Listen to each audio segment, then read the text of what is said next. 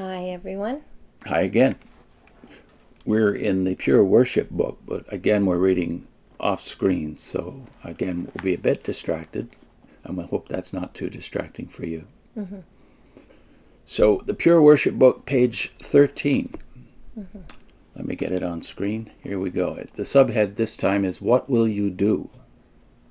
It is exciting and faith-strengthening to examine the Bible's restoration prophecies. Those prophecies are close to our heart because we look forward to the time when all creatures in heaven and on earth will be united in the pure worship of the sovereign Lord Jehovah. Those prophecies also fill us with hope, for they contain some of the most heartwarming assurances found in God's Word. Who of us is not eager to see the fulfillment of Jehovah's promises, including the resurrection of our loved ones, or our dead loved ones, an earth-wide paradise, and endless life in perfect health? In this publication, I'll give it over to you. In this publication, we will examine the thrilling prophecies found in the Bible book of Ezekiel. Many of these prophecies focus on the restoration of pure worship. We will discuss how Ezekiel's prophecies relate to other prophecies, how they will be fulfilled through Christ, and how they involve us. Back in the wilderness of Judea in 29 CE, Satan failed in his attempt to get Jesus to turn his back on pure worship. But what about us? Satan is more determined than ever to draw us away from true worship. May this publication help us to strengthen our resolve to resist that tempter, that wicked tempter. And may we, by our words and actions, show that we are in heart harmony with the words, "It is Jehovah your God you must worship."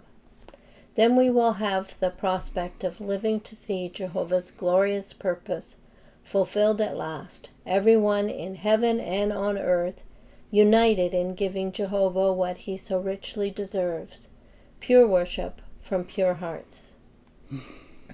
Well, we've already wondered at the fact that they've spent now over a dozen pages setting up the book of Ezekiel. Mm-hmm.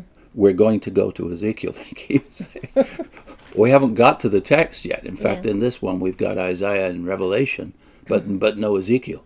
So I think we've made the point, too, that the reason they have to do this is because they've got to get the narrative into the book of Ezekiel, too. What's the narrative? It's about the tempter and a contest between the tempter and the vindicator of Jehovah, who is Jesus Christ. The contest, divine sovereignty. But the idea has to be planted in your head, because if you're reading the text, you're not going to find those things. Yes, so they're they've not got in to Ezekiel. introduce it ahead of time so that that's what you think it's about.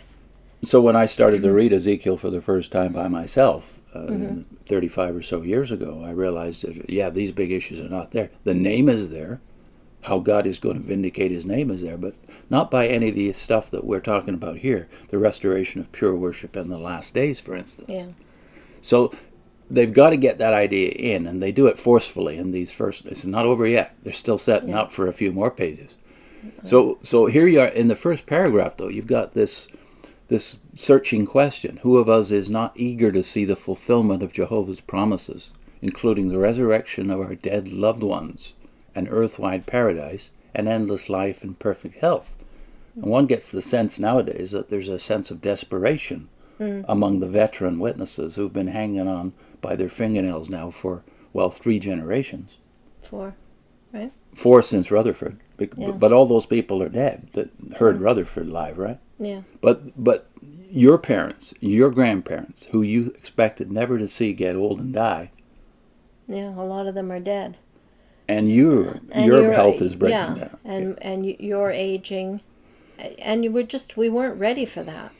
We weren't thinking that would happen, that we would age and have all the health problems. And so I think witnesses must be thinking about this. Yeah, and they're still using the same proof texts that were given to me 52 years ago when I started to study. The same text, Isaiah 33:24 and Isaiah 35:5 and 6. So why don't we read those? And we'll show you, if we can, some of the problems that you run into when you actually start to read the prophets without the help of the Watchtower lens. So the first one was 33:24, Isaiah.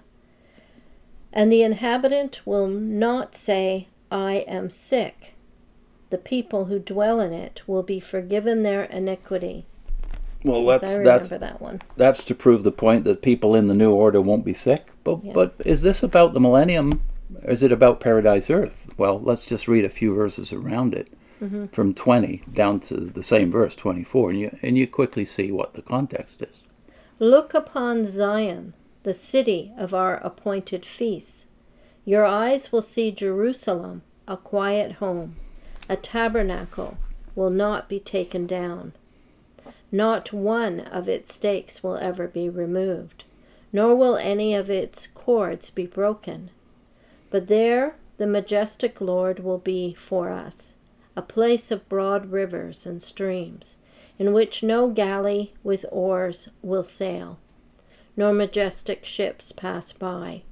For the Lord is our judge, the Lord is our lawgiver, the Lord is our king, and he will save us. Your tackle is loosed. They could not strengthen their mast, they could not spread the sail. Then the prey of great plunder is divided, and the lame take the prey. And the inhabitant will not say, I am sick. The people who dwell in it will be forgiven their iniquity. The people that dwell where will be forgiven and not sick anymore? In the city, Zion. The city Zion. Jerusalem. And there seem to be great geographical and topographical changes even in the land of Israel, according to this description here, broad rivers, etc. But who's doing all this? This is not about restoration of pure worship before the millennium. This is about something Yahweh will do himself. This is why I said before that even not only is the divine sovereignty thing not in the book of Ezekiel, a contest between Yahweh and Satan, even the Messiah is not much in the book of Ezekiel. It's Yahweh himself who does everything. For instance, 22 here. For Yahweh is our judge. Yahweh is our lawgiver. And Yahweh is our king. He will save us. Yeah. This is the picture in Ezekiel that Yahweh himself comes to the earth to save his people. I think when we read it to your verse 20, when it says, your eyes will see Jerusalem, a quiet home, yours said an untroubled habitation. So I think it's giving you the physicality of what we're talking about here, that this is a place. Yeah, and then just a page away is 35, which is also cited here. Isaiah 35, verses 5 and 6 are the familiar verses. So why don't we read 5 and 6 and then the context? 5 and 6. Then the eyes of the blind shall be opened, and the ears of the deaf shall be unstopped. Then the lame shall leap like a deer, and the tongue of the dumb sing. For waters shall burst forth in the wilderness, and streams in the desert. All right, very familiar verses, right? Very. Did you not use them many times at the door? Yeah. Again, context. So we go back to the beginning of the chapter, and here's what it reads in the ESV. The wilderness and the dry land will be glad. The desert shall rejoice and blossom like the crocus. It shall blossom abundantly and rejoice with joy and singing. The glory of Lebanon shall be given to it, the majesty of Carmel and Sharon. They shall see the glory of the Lord, Yahweh in the Hebrew, the majesty of our God. Strengthen the weak hands and make firm the feeble knees. Say to those who have an anxious heart, be strong, fear not.